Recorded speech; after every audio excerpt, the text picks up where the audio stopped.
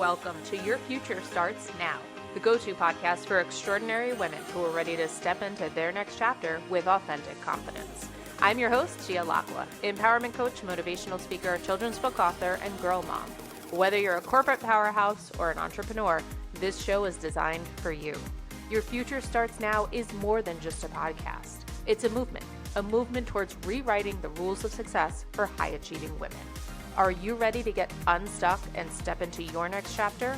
If so, you're exactly where you need to be. Your future starts now. Welcome to Your Future Starts Now. I'm your host, Gia Lacqua. Thanks for tuning in. Today, I'm so excited to welcome Dr. Shahana Alibhai to the show. Dr. Shahana is a TEDx speaker, a family physician, and mental health advocate.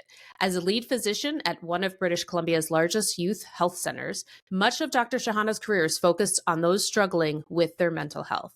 Shahana, thanks for being with us today. Welcome to the show. My pleasure. Thanks for having me. So in this episode, we are talking about mental health and emotional well-being. And the last statistic I saw was around 1 in 7 women experience postpartum depression, which is about 14% of new mothers. But I want to talk about postpartum anxiety, which is a close cousin of postpartum depression, yet it's far less discussed. Can you tell us a little bit about postpartum anxiety, its prevalence, and how it differs from postpartum depression?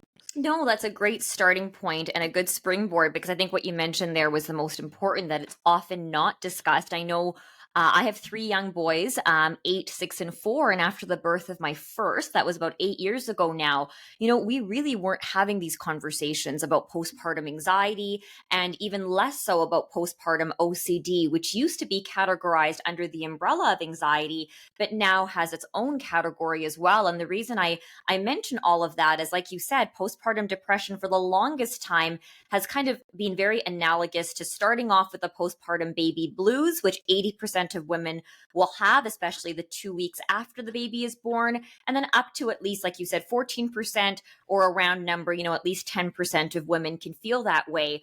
Although some of the criteria will say things like, should happen within the first 6 months. And anybody who's walked the road of being a mom, and notice I say mom, but it can be any kind of parent. You don't have to have given birth to the child. Sure. But if you are having a new baby in your life, all of us, man, woman, can experience these types of feelings too.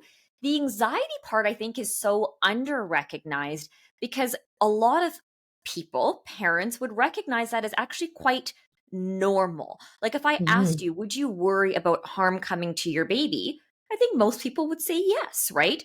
Do you not sleep well? I think most people would say yes to that too, right? So instead of the picture that we paint of depression, not getting out of bed, feeling guilt, feeling hopelessness, possibly even wanting to not be here anymore.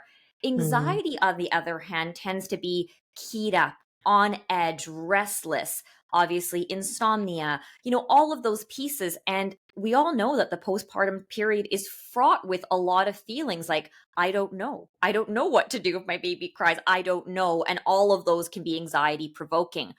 Where you start to cross the line, however, are times where, for example, your baby is sleeping fine, but you're up all the time because you're watching over the baby. You're fretting that something's going to happen to the baby. You actually are modifying certain behaviors. So you can't do certain child care tasks because of the high level of anxiety you're having. So one of the number one feelings of anxiety is that of hurt or harm coming to your child. A lot of parents would say that, of course, is very normal. But if it's starting to interfere with the quality of your life and your child rearing and child tasks, then we know that something might be up there, as well as things that pertain to you. So your personal hygiene, your ability to interact with others, right? We know that it can be really hard when you're living in a 24-hour cycle day to day. But if people around you are seeing the physical changes as well, weight loss can be a big one too. Those are signs to get help as well. Absolutely. I think it's so important that, to recognize, because nothing is really quote unquote normal after you give birth, right? Your world is turned upside down. You're not prepared for any of it. There's so much unknown. And for the type A personalities like myself. There's a lack of control, right? And like you said, a lack of information, a lack of control. And so that I think contributes to the underlying anxiety. And I remember when I had my first daughter, I remember watching over her, the example you used, I think, was watching them at night. That's when we're supposed to be sleeping, right? Is rest when they rest. And then I would find myself, are they breathing? Right? You're checking them 20 times. And then once I realized, I talked to other women and I realized that that's normal. Right? It's like, how do you baseline that? Because there's so much of that unknown. So really good points. Correct.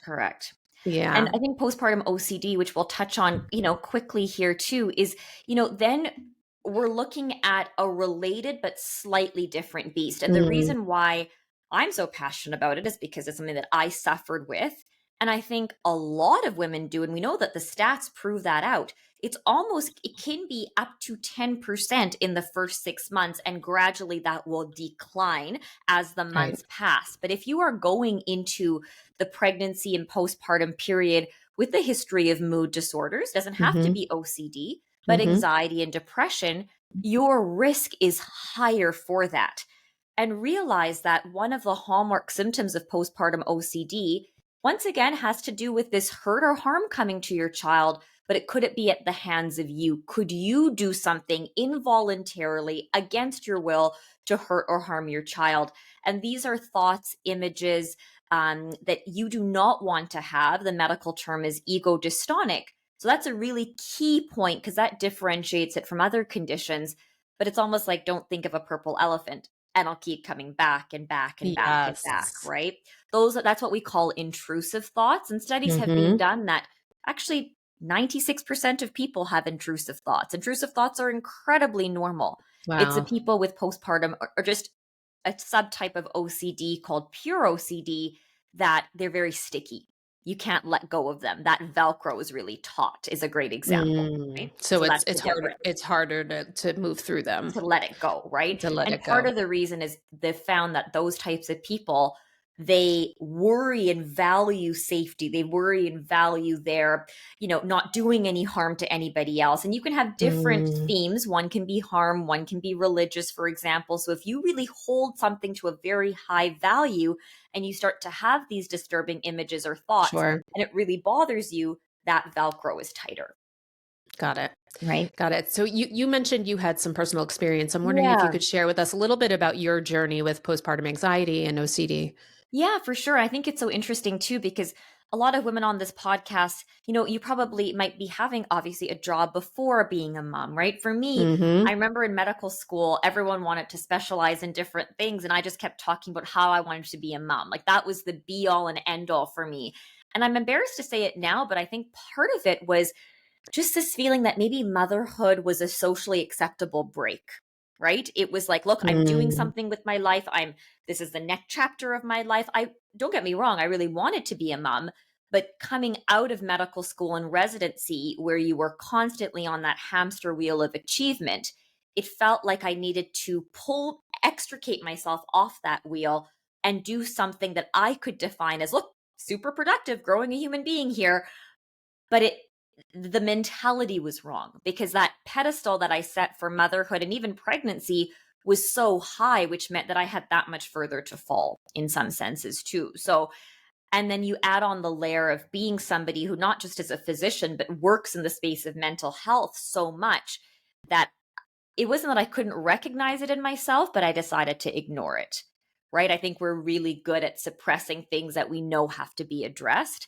And this is one of those key techniques. Can you talk to someone like you would talk to your friend? Because we often don't talk to ourselves that way too. So, a year went by after the birth of my first son, and I found myself just doing what a lot of women might do, which is distracting myself by going to work, doing the thing that I knew how to do, right? I call it putting on my big girl pants with the zippers and going off to work and feeling competent and coming home and feeling completely crushed, and that cycle repeated itself for a year until the day came that the thought of not wanting to be here anymore became a very comforting thought.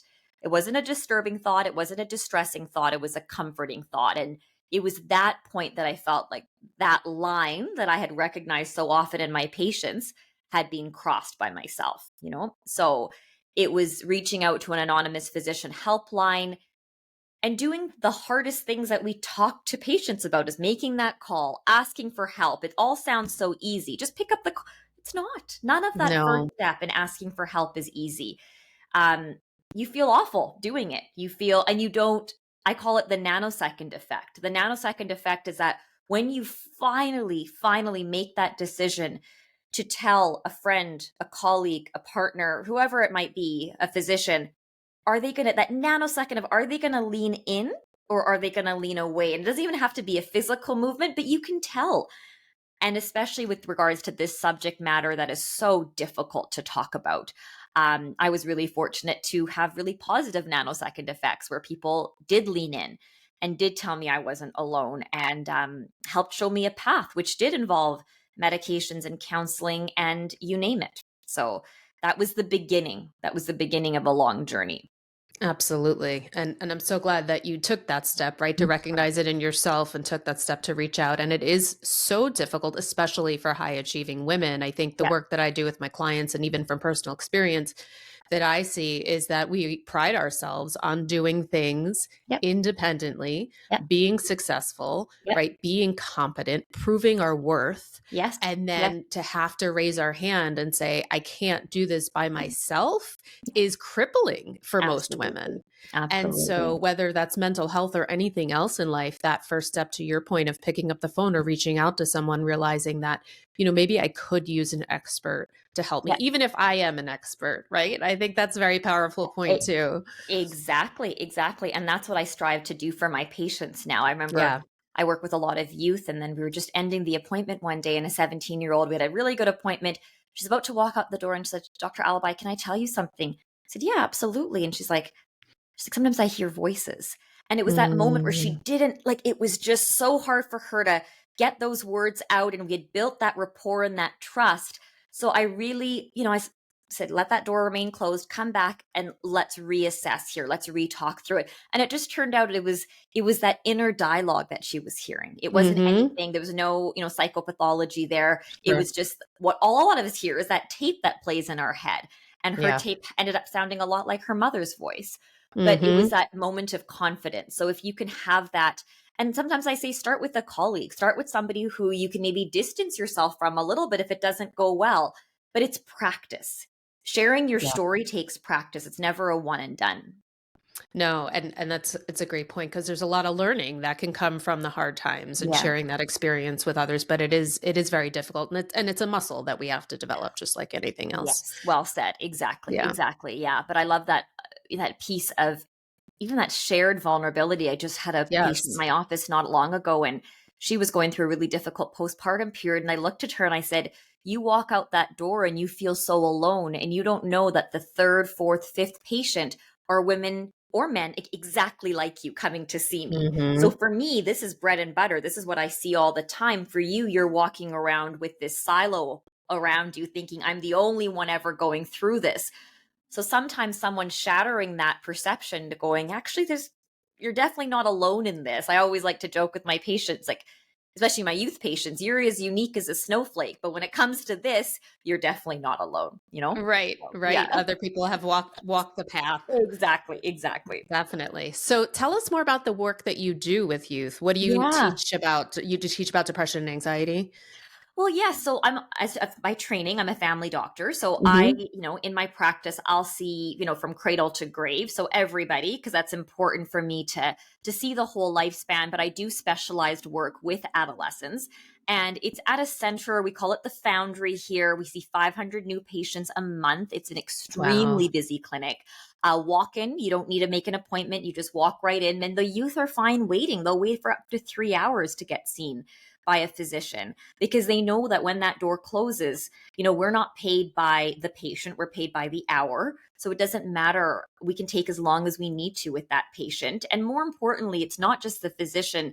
We have specialized nurses, counselors, social workers, dietitians, job support, like you name it. We have it under one roof, because so many of the times it's not a physical issue or even a mental health issue. It's a social issue or an economic issue. So that's where you can start to see the holistic side of health, which for a lot of us, we don't tend to think about in our youth, right? Here they are in so much pain from prior sports injuries. They're popping Advils, which leads to a stomach ulcer, which could have been corrected with some good just physiotherapy exercises, which they can't afford, right? Like you see this cycle and where we can start to intervene. So I also work at a school where kids have been asked to, leave the regular school system for a variety of reasons. So this is an alternate learning program.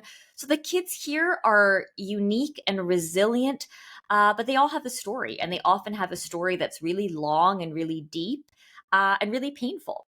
So sometimes it's easy to look at their behaviors and judge them, but you haven't walked a day in their life, and you don't know the backgrounds they've come from or what they're trying to cope with and suppress, like we all are. You don't, you know, they've been dealt those cards, but at the same time, so many are incredibly, incredibly strong and resilient. So I sit there one day a week in a portable waiting for the youth workers to bring them to me so we can have these discussions and reduce barriers as well. But my goal, I always talk to them. I said, anxiety and feeling low or hopeless or even down are adjectives. They're not necessarily diagnoses, right? Yes. It's okay to feel those things. If I made you move 27 foster cares, I think you would feel a bit down, depressed, and I think you would. It's circumstantial, right? But really quick to look at the whole story versus being too quick to prescribe something. There's a role for all of that, but teaching our youth, is it manageable or unmanageable? Emotions come from the word emotus. Emotions come and emotions go. So can you allow yourself that, right? So all of those things wrapped up into trying to be a physician, but that for me has made me feel like I can do more and be more than just signing my name on the bottom of a prescription pad. That's incredible. It's really incredible. And you're right. Our emotions are energy in motion, right? And so teaching, especially kids and adolescents, how to understand, interpret, listen to their body and normalize those feelings can have such a profound effect for a lifetime. Absolutely. And not to be so scared of them. Like even sometimes as adults, oh my goodness, like, and it's not anybody's fault, but especially, oh, you feel anxious, we must get you to the doctor. Well, wait a second. Let's just unpack that for a second. And when does it come up for you? And it goes back to the postpartum example. How much is it interfering with your quality of life? Right? Are you socializing with your friends? Are you getting enough sleep? Are you drinking 10 Red Bulls a day? Like, maybe like there's so many of those pieces as well. But sometimes as a youth, you only want to put a magnifying glass on one and ignore the rest as well. But it comes down to us as women and working women too. It's called the optimal health pyramid, and it's on my website. And that's why the bottom of that pyramid is two things. It's training your brain that we have a negativity bias. Like I woke up this morning and found myself in a horrible mood, not knowing why. And because that's our nature, right? We constantly are going to compare ourselves to others. That's what we do. We critique ourselves. But if you don't know you have that inbuilt filter in your brain, you walk around in the shadows, So I think that is the baseline of the pyramid, and who you relate to, your connections. Everything in the meat of the pyramid is what a lot of us are already doing, trying to eat well and move more and sleep well. But that doesn't hold unless you start to train your brain and think about what your emotions are trying to serve. And because they are trying to serve you, you just don't know how. And then at the top of the pyramid is that guiding post, that arrow. Like, why are you doing all this in the first place? But I think we have to stop moving away from this idea that there's just one purpose. Like I tell this to my adolescents. It's not in a treasure box somewhere that you need to find, and in a note it's going to say your purpose is to do that. It's not like that. Let's start living our life with purpose, not for a purpose. I was entering the school and this youth just opened the door and it slammed in my face. And I'm going, okay, like there's such a moment there. Open the door for someone else and look back and smile. That's with purpose. He could be chasing his purpose and I'm going to do this. That doesn't matter. Smile at someone, make conversation, live it with a purpose. And I think that's the difference. And that's what I try to train my kids with as well.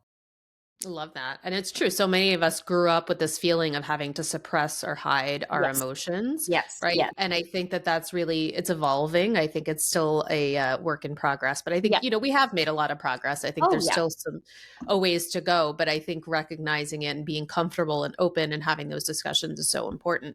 So I know you mentioned the optimal health pyramid that you Yes. created. I'm curious as to what prompted you to create the pyramid and what does it mean Yeah. to you? Yeah, that's such a great question too. So the true story was on the back of a napkin one day when I think my son must have been 7 or 8 months. And I remember just thinking to myself, like, how did I get here? How did I get on my knees crying? And this is a true story, crying to my 7 or 8 month old, lamenting about apologizing for being a horrible mom to him. And, I look back and he's now 8 and almost taller than I am, which is not hard to do at 5'1". But like, you think to yourself, like, yeah, how did I get here? And I think Yeah. especially in the context, maybe women out there who think, well, I'm sleeping right and I'm moving and I'm doing this and I'm doing everything that all the podcasts should teach me, but why do I feel so empty inside? Why do I feel? And for me, there was this big diagnosis that I hadn't come to terms with, but that's where it started, was putting the things that I was chasing. I would exercise every single day, but as my yoga video would load, I would get anxious as it was loading. I would drink copious amounts of fish oil, meditate Mm, before sleep. And those are checking the boxes, but sure. there was nothing to hold it on. And that was because I had no idea about this and this, the head to the heart connection, the emotional connection. The best analogy I can give your listeners is, imagine a beautiful painting. And that's the painting that we see. That's the mental health picture, the whole picture that I'll see of a person. The insomnia, the panic attacks when they come and see me. But every single dot of color, every single pixel is that chance to understand, regulate, be more aware of their emotions. It's your emotional health that are the pixels that lead up to the picture that you and I see in front of us every day, and it's a picture Mhm. that's often hidden from the world. Only our spouse or our kids get to see the real picture at the end of the day too. So that's where the optimal health pyramid came from. And I never guessed in 1,000 years that I would want to serve and help marginalized populations. But I love it. I love helping the underdog, and I love helping those kids that I was trained as a kid, that you would see those kids outside the mall and my mom would be like, oh, just cross the road. Like, not in a bad way, but just like, there were those kids that would hang outside the mall. And Sure. now I'm helping those kids, and they're Right. amazing kids, and they're great kids, and they Absolutely. have a story. So I had to break down my own perceptions about that, and come clean and realize that I held very strong stereotypes about what an external image could be. And still, I feel like the most uncool person when they talk to me. But at least I listen, and at least I try, and I make them. There's a difference between feeling curious about someone's story and by being fascinated about their story. And Mm, every day I try to be fascinated, whether it's them telling me about their cat, whether it's them telling me, about their baby brother, or all sorts of things, or their artwork that they share with me, truly being, this is unbelievable. And I think coming wow. from a professional, Yeah. I get that look in their eyes that, oh, like, this is really cool. And I love doing that. Yeah. And that I am going to go out on a limb and guess that that's not necessarily something that you learned in medical school. Very accurate. Yes. Right. No, But exactly. it's just taking that interest and like you Yeah. said, talking about holistic health, the mind body connection is so powerful. And again, it's not something I think we were taught growing up, and now we're starting to realize how critical that is. So to be able to teach youth and especially underserved populations Yes. about that and change the trajectory of their lives. I mean, it's amazing work that you're doing. Oh yeah, no, thank you so much. And the ironic part is that the lessons that they'll teach me through their behaviors or their decisions or even just our conversations, I take that with the lessons I've learned, and I'll talk to Mhm. corporations, Fortune 500 companies or government organizations. Or I just spoke to a company of women in aerospace, like these on paper incredible organizations, but they all have the same issues. We all feel like, it's so interesting, that common thread. Once Yeah. again, doesn't matter how pretty and polished it looks on the outside, or the number of letters you have behind your name. But yeah, like just this idea that there's so many of those common lessons that I'm still learning. Yeah, there's so much Yeah. commonality that we Oh yeah. can, and that Oh yeah. common thread we can pull through. For sure. You talked about training your brain. Can you Yes. talk a little bit about what that means? Yeah, for sure. So for me, I always talk about the bedrock of training your brain is self-awareness. And I think self-awareness has had a big resurgence and a lot of us talk about it. But a great example I give, there's a little quiz you can take on my website and people will say, are you self-aware? Oh yeah, 80 to 90% say I'm super self-aware. And the one question then follow-up I ask is, do you pause before you react to your emotions? About 50% people will say that they pause, right? So it's great that I think we think that we're really self-aware when a lot of us, it's the Cinderella story. This, the clock resets at midnight. Every day you have a new opportunity, right? That glass slipper analogy, you've got that new opportunity to be more self-aware. But what does that actually entail? So self-awareness for me is there's three components of that and just three S's. The number one thing is, are you aware of the sensations in your body? And even the lack of sensations is something to be aware of. Even that feeling that I actually don't feel anything is important, because numbness is also an emotion that we have to at least be aware of too. So sensation is one. If I made you walk down a dark alley right now, you're going to hopefully have your heart rate go up and feel a bit sweaty, and your palms might be feeling a bit clammy. So that idea of, are you disentangled from your body, or do you actually even know how you're feeling? So do this simple exercises when you start to drive your car to pick up your kids or go to work. Can you actually raise your shoulders as high as they possibly can to your ears and then drop them down and drop them down a bit more, right? So even that proprioception, that activity that we are connected to our body in some ways, a lot of us haven't figured that out or haven't practiced in a long time. So that's the sensation piece, which is tied into self-awareness. The next S is a story in your head, very similar to that 17-year-old who knocked on the door and said, I think I'm hearing voices, but that was her own internal voice. Just like my voice was telling me this morning, oh, you've got so much to do, you're never going to get it all done. Right away, that negativity bias. I like to tell my youth that, you have Instagram in your brain, and they'll look at me going, what? Said Instagram does a couple of things. It critiques you and it compares you, right? That's what Instagram does. That's what your brain does every single day, right? It's looking at and it's cautioning you. Can you do that? Can you really do that? You couldn't do that last time. See? And then it's confirmation. See, I told you. Look, you couldn't do it. The eternal confirmation bias. So those are some great C's to remember, right? Critiquing, comparing, cautioning you. And then when you can't, it confirms it. Look, I told you. So that story in your head is not the story that you wrote. It's the story that your parents wrote, your teachers, your coaches, your siblings, right? It's the way, so it's not necessarily you, but it is yours now. It's like inheriting this. I was so short. I always got my hand-me-downs from my taller and older sister. I didn't want the hand-me-downs, but I got it now. So it's like, what hand-me-down voice did you get? Yes. And how are you going to make that yours, right? And that takes the awareness piece. I often will ask my youth, whose voice is it? Whose voice does it sound like? Use this simple diving board test. I don't enjoy swimming very much at all, so this works very well for me. So I climb on the top of the highest diving board, and you're at that point and you want to do anything and you just want to turn around, but you can't go back down because there's a crowd of kids on the ladder waiting for you. So here I am on the top of the diving board, and you've got two voices. One is saying, you can do this. You can do anything. I got your back. The other voice is saying, look, why did you even climb that high? I told you couldn't do it. Last time you belly flopped. You're going to climb back down that ladder and you're going to embarrass yourself in front of everybody. See, I told you. So whose voice does that? Mom, dad, teacher, sibling? And maybe you only have positive voices. Great. But a lot of us don't.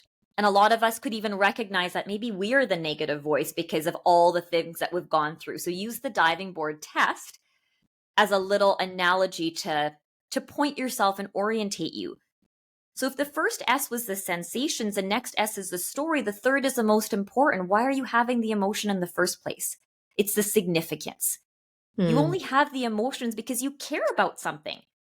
If you saw somebody at Christmas time throwing a bunch of wrapping paper that could be recycled into the garbage, you walked away, I don't care about that. Well, but if you really cared, you might really have a fire burning about climate change and recycling. And that's what your emotional compass is leading you towards. So it's great. It's a great lesson for our kids. You care about something, then you're going to have an emotion to it. So what do you care about?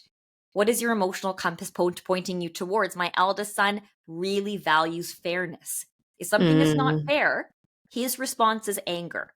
So I could chastise the anger, or I could point the compass going, wow, you really value fairness, but not everything in life is fair, and having a conversation around that. So those are absolutely. three really easy points to at least anchor in as to how to be more self-aware. They are easy to understand, but I have to Yeah, say they're deep. They're deep. they're good. Yeah, yeah, They're deep. Yeah. yeah, No, it's so powerful. I love what you just said. The sensations, I think, for high achieving women are really hard because for many of us, we were taught to ignore, right? Or suppress a lot of those big feelings and emotions. And especially depending on, how we grew up and the yeah. environments in which we work. I know in the corporate environment, when I started, it was, how could I be more like a man? Yes. Oh, completely. Right. And Completely. so, there's a lot of gender stereotypes. There's a lot of expectations that external and internal. Yes. And so I think we learn to dissociate from ourselves. So one of the hardest things that I think is, you know, midlife women is relearning how to connect with our bodies and Yeah. learning how to listen to the sensations that are happening and Correct. understanding that mind body connection. So I think that's so powerful. And then the diving board example that you gave, it's a great analogy. We all have that inner critic, and a lot of times the negative inner critic is the one to trump or win the conversation in our Yeah. head, because one, we're trying to keep ourselves safe, right? Like Yeah. our Oh, yeah. brain is Oh, yeah. is For wired to sure. keep us safe. Yeah. That's part of it. But the other part of it, to your point, is the voice in your head, and where did that come from? A lot of that becomes ingrained in our identity and Oh, who we were conditioned to be. And it's so hard to undo that wiring. absolutely. Yeah. Exactly. So just being Emotions are aware not of that. their biography and their biology, right? They're Yes. both. Emotions are biography and biology. So it's so important and that's where, you can have the want and the desire. I think the outcome of this kind of work is knowing that this is important. And if you feel stuck, which many of us do, if you feel that emptiness inside, that feeling of languishing almost, I think there's a piece that you might think, I am maximizing every meat part of the pyramid, the exercise, I'm eating really clean, I'm sleeping well, but why do I still feel this way? And it could be that this is what needs some work too, right? Yeah. So it's the awareness that maybe having a trusted person to help you kind of that really knotted ball of yarn, to just take one or two threads apart, right? And if you can't, I know in Canada avoiding counseling can be really difficult, but there are some of the questions that can prompt and help you untangle that for yourself, at least in a small way. Absolutely. And on that note, I'm wondering what message or advice do you have for high achieving women, especially new parents, right, who are struggling with postpartum anxiety, emotional health, OCD? What would you recommend? Yeah, I think I know how this feels, is sometimes that you just want that silver bullet, that give me that one meditation app, give me that one new shiny journal or a really nice pen to go along with that journal. A water bottle so I drink. Like we all want, especially with Christmas time, you want that one Yes. thing, that silver bullet. And I kind of talk about this idea as, instead of a silver bullet, it's a series of small micro steps. And I think the Mm, one thing that I could give to you as a gift, if I could kind of wrap it up in a bow, is a question. And that question is, what would that say about me? It's not a why question, it's a what question. Because I've found that for self awareness, what questions are a lot better than why questions. So when you find yourself in a situation where you start to feel that feeling, you don't know what the emotion is, but you know that feeling that I just don't feel right inside of me, you ask yourself the question, well, what would that say about me? And it's such a mm. benign example. My mom and I have a very close relationship, and she sent me a text yesterday, and it was a little bit shorter than the very lengthy and elaborate ones she usually sends. And I actually felt very guilty because I didn't walk, from my house next door to say goodbye to her when she was going on a trip. And I still feel a bit guilty about this. And it was suddenly I'm thinking, oh, look, she knew that I could have come and say goodbye to her, but I didn't. And that's why she sent me a shorter text. And so your brain starts to ruminate and ruminate. So what would that say about me? Well, that I wasn't a good enough daughter. Well, what would that say about me? well, that I haven't taken care of my mom. So you do that a series of times until you find what the root fear is. What you're looking for is, what are you so scared of? And there it was scared of failing as a daughter, scared of disappointing someone, scared of being imperfect. And guess what? Those fears come up every single day in my life. They came up in a text message way. They came up in my clinical practice. They came up when I'm standing to pick up my kids, right? It's the same fear dressed up in a different costume. Every day is Halloween to your fears. Just comes out in a different costume. So by asking yourself that one question, what would that say about me, with your target of, what am I so afraid of? You start to actually take out that weed by the root instead of plucking it up from the top. I love it. I love it. And that's, what would that say about me? It's such an important thing to remember in the moment, questioning ourselves and being introspective and really getting curious about the emotion. Because to your point, what's underneath that are the same fears that we all share, right? We all have the same fears. And so, I think really taking a moment to pause and ask ourselves that question can be so incredibly powerful. So true. Dr. Alibhai, you're releasing a new book next year. So I want to first congratulate you on the launch of your book. And it's called Feel Better. And I would love to know what inspired you to write this book and what can readers expect from it? No, I love that. Thank you so much. I was super excited.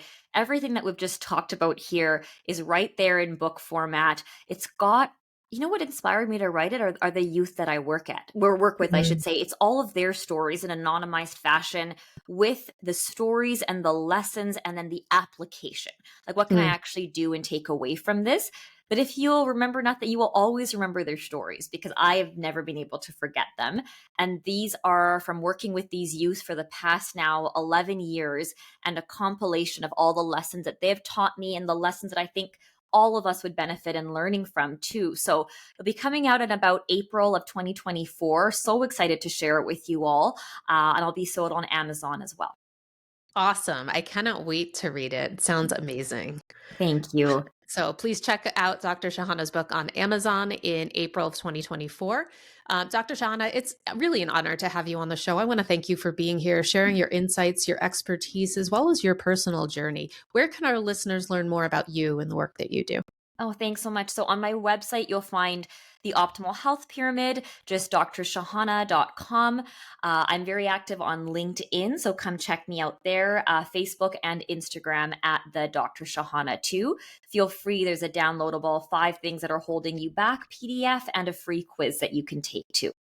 Perfect. And of course, you can visit my website at gialacqua.com. Reach out to me on Instagram at gialacqua with thoughts, feedback, comments, questions on this topic, and what you'd like to hear about in future episodes.